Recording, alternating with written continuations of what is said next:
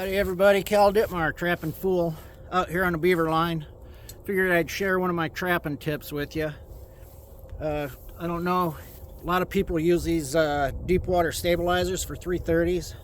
I love them because I don't have to get into the water. Most of the time I can walk up, drop them right down in that deep run. The other nice thing about them is I don't have to reach all the way down there to set a trap on the bottom and get my arms all wet, because it never fails. When you're beaver trapping, there's always a run that's over your gloves, so you soak your whole arm. One of the things I used to do is I'd use a cable that slipped or rope, and I'd put it over here like so and lock it. Because what happens when you get big beavers in these, if it's not locked, these will pop open when they fight. That trap will slide right down there and right off. I've had it happen.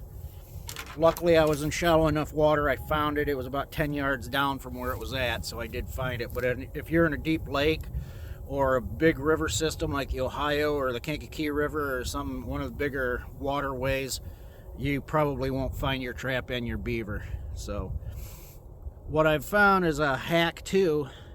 I love these quick links. I use these quick links on everything anymore in my line. I've been using them for probably 15 years.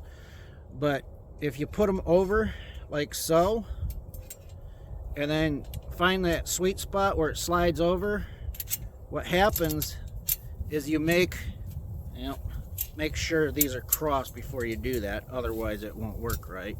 So you find the sweet spot where it lines up, and it takes some trial and error every now and again. And I'm trying to do this so you guys can see it, but there it lined up, drops right over, and hooks. Now what happens is it's locked, can't come undone at all. So you can just drop that in water and go, or you've got the quick link here, so you can put your cable on that and tie it off to the tree wherever you want to go. So that's my tip of the day on the beaver line for you. Again, comes apart, slides up.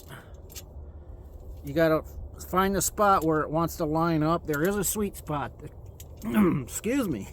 There is a sweet spot where it'll slide right off of there. It's kind of a little puzzle at first, but once you figure it out, it's pretty easy to do.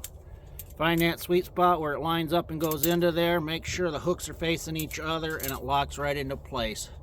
Easy peasy. So there you go. There's your tip from old Cal Ditmar, the Trappin' Fool. We'll see you next time. Trappin' Fool out.